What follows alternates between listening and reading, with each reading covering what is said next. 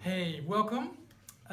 This is going to be a short video that Bert and Alicia asked us to create to give some support for your innovation challenge, supporting these templates. So that's what we'll do in about, I don't know, probably 5 minutes, maybe 10. Who are you?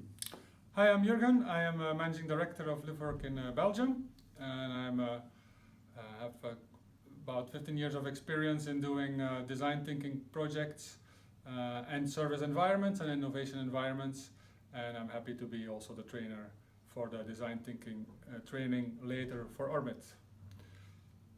Cool. So I'm also one of the trainers for the design thinking training. I'm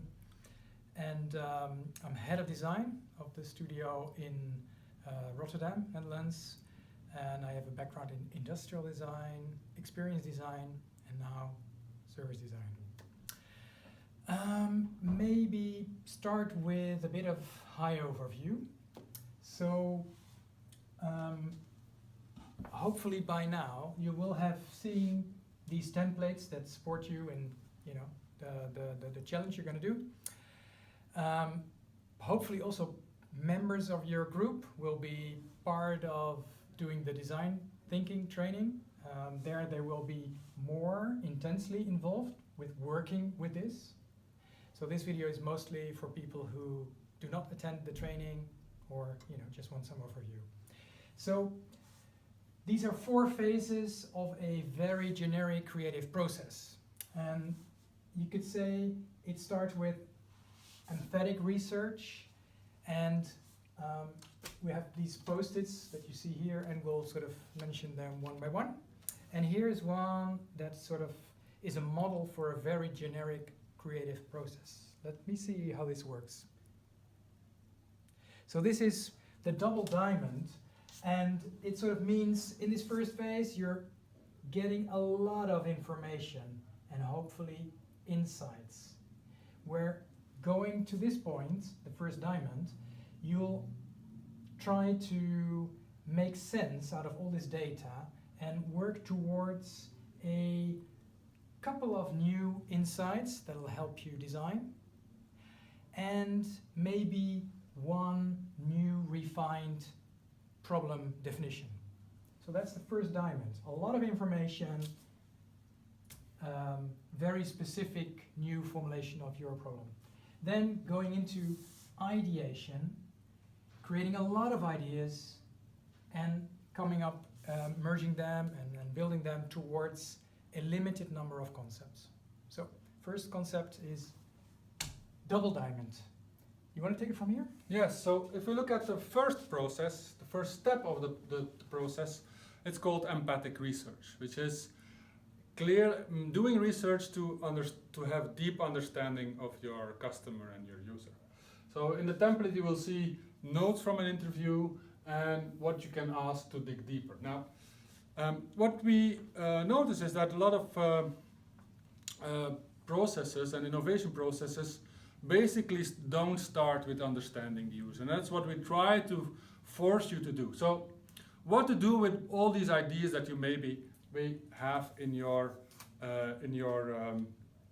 head. So the first step is write down any existing idea you have. They might be good, they might not be good, but anyway, get them out of your head, because then first of all you will not lose them, you can reuse them later, and park them so that they don't interfere with your research.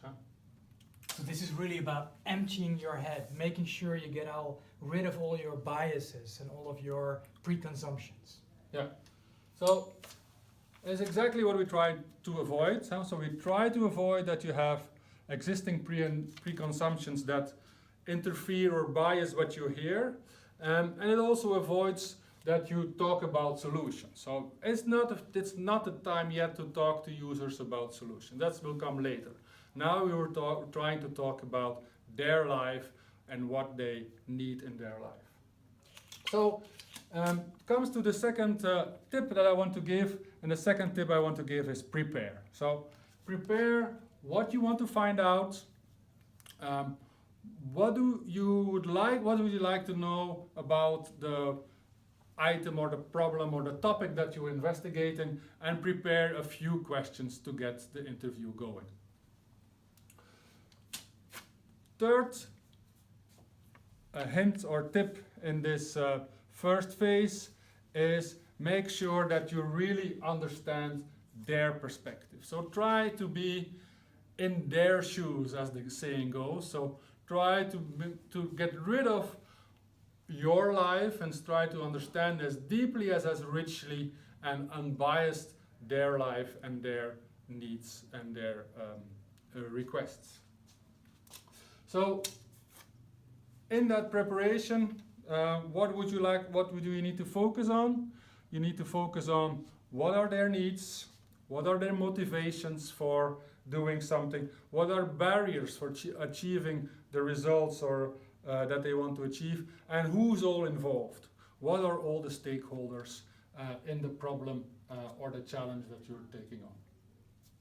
So this is like the topics, the types of information you'd be looking for in an interview. Yes, right? That's what you like to find out of the interview. So it's worthwhile of trying to set up in your preparation, what do we like to know? So try to be as curious as possible, try to be as empty-headed as possible. It may sound weird, but try to lose yourself of the existing knowledge that you have or think you have, and capture the knowledge that your users and your interviewees have. And that's for the first phase. So like Fred said, this is a phase where we go wide, and we go wide and we go deep and we go rich, and at a certain moment we have hopefully a pile of rich information, and then we need to do something. Fred, what do we need to do now? So, being curious, have gathered a lot of information. That's quite a hard step, actually, even in our profession. So it would sort of be how to make sense out of all this data. And you'd be wanting to look for, let's say, new angles or new insights that help you look at a new way towards your existing, your starting the problem as you started with it. So for that reason, we sort of created this reframing exercise. So a lot of new options or new opportunities you find by reframing the existing, your original problem. And we have a small exercise for that very specifically. And I'll talk you through it, we'll send it to you. Actually, it's quite self-explaining. Sorry. Because it says here, step 1, step 2, step 3, step 4. But as we're talking here anyway, let's explain. So here it would say, let's take, 10 minutes and write down, and maybe do this with your team. What do you know about the problem? Sort of, what are your data? What is sort of what influences all this your problem? What is stakeholders and all of that? And then it says, carefully check which of these are assumptions. So this very interesting thing. So assumptions sort of define what we call your solution space. So if you would say there's like a prairie, Wild West metaphor, and you put fences over there by having these assumptions, it sort of defines the room in which you can find new solutions. And really what this exercise is about is challenging these fences, these assumptions. So here it would be, what are your assumptions? And from these original assumptions, what kind of solutions can you come up with? Then step 3 would be challenge these assumptions, become really aware of these assumptions, and challenge them and come up with new ones. And with these new assumptions, try to figure out whether you can come up with new solutions. If this sounds theoretical, just try it. We've done it in trainings. It works actually quite well. So good luck with that.